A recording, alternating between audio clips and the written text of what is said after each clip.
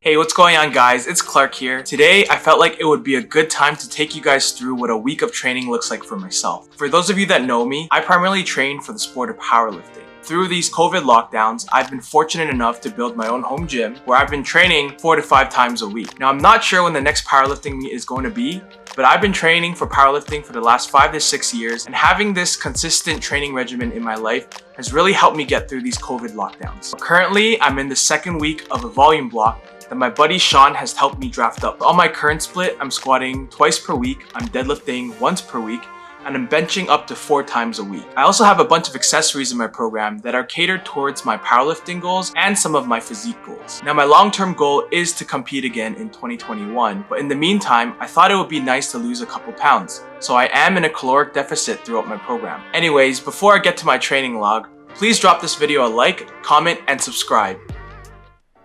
Alright guys, I thought it'd be fun to do a voiceover for the rest of this video. On the screen right now, you're going to see my first day of training where I had a top set of 3 on squats at an RP of 7. This turned out to be 530 pounds. I thought I overshot it a little bit. It didn't move the greatest, but didn't move too bad. Following this, I had back down triples at 465 pounds. These moved significantly better. My back felt tighter, my brace felt good, and overall these just felt very, very good. It goes to show that sometimes your top set may not go as planned, but you can still salvage your workout by killing it on your back downs, focusing on your technique, focusing on your form, and just pushing through the workout, making that progress. Following squats, I then had a top triple on bench as well at an RP 7.5. It ended up being 350 pounds for 3. I've done this previously. This is not the fastest I've ever moved it, but we got the work done. Following that, I then had back down 6s on bench. That turned out to be 280 pounds for 4 sets of 6. Now these actually felt really, really easy. The weight felt very light in my hands. I felt like I was in a good groove throughout all my sets, and we just got the bench work done. Following that, I then had my least favorite accessory of all time, Bulgarian split squats. And I say least favorite accessory not because it doesn't work, but these things burn my legs and burn my lungs like crazy.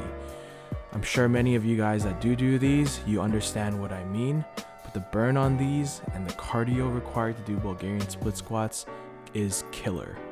But as a lot of people say, you gotta get comfortable being uncomfortable, and Bulgarian split squats make me uncomfortable, but I know they'll make me better.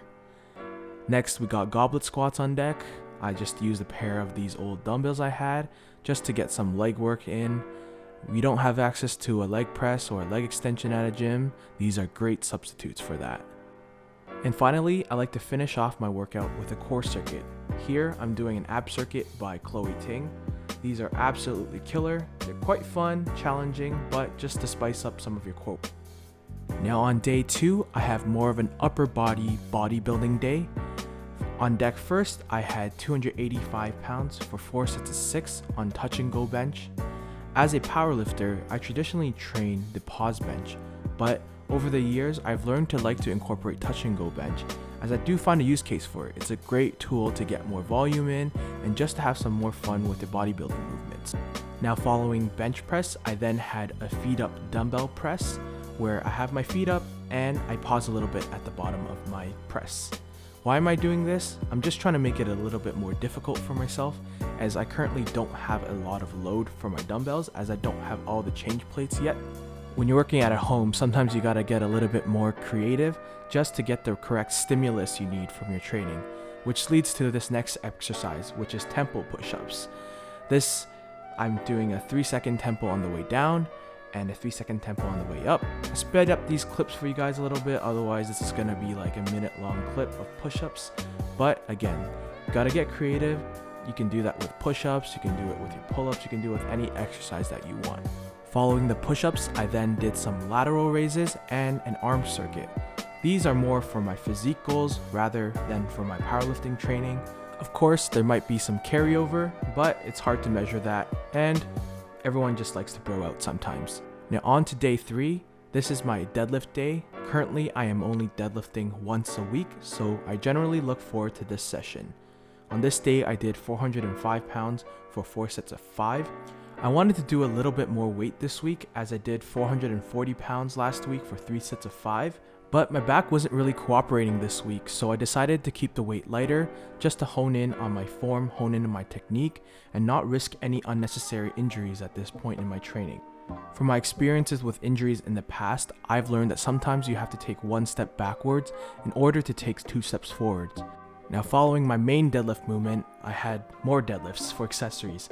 Here I had Romanian deadlifts, which I did 3 sets of 8. At a lighter weight, I like to do it beltless and just focus in on the technique of hinging my hips and keeping my upper back tight throughout the movement. This is a great movement to build your hamstrings and to build your upper back. Now, following that, I then had some pull-ups, which is probably the foundation to all back work. Being in a home gym, I don't have access to some of my favorite back machines, such as a cable row or a lat pull down, so pull-ups have been a staple. Next, I had T-bar row. I was actually first introduced to this T-bar attachment at my buddy Ken's home gym. This attachment comes with multiple grips and is elevated so you can put on the plates easily. I highly recommend this attachment to anybody that owns a home gym. This is a great tool to get some overall back work in without having to tax your lower body. And finally, I finished off this day with my final back accessory, which was the single arm dumbbell row, which I think is such a versatile exercise. You can do it anywhere, whether you're at a home gym or at a commercial gym. Now, moving on to day 4, this is my last training day of the week. I had squat and bench on deck. For squats, I had 4 sets of 6, which I did at 440 pounds. Today actually felt really good. It actually felt better than my first squat day of the training week. The movement felt very crisp, my back felt very tight, my brace felt solid. I felt like everything just moved very, very smoothly. This was actually up 20 pounds from the prior week, and I kept the RPE around the same. So that is good news that I am making progress on my squat and building it back to my old 1 rep max PR, which was around 635 pounds. Following this, I then had 6s on benches as well. I was supposed to do 4 sets at the same weight.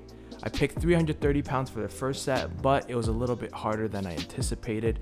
So following the 330 pounds, I then dropped it back down for 315 pounds for sets of 6s, and these moved significantly better. Now that I think about it, I don't think I've ever done 330 pounds on bench for 6s before, which is pretty cool because I'm not planning to compete anytime soon, and hitting an all-time PR is a great indicator that my 1 rep max might have moved up.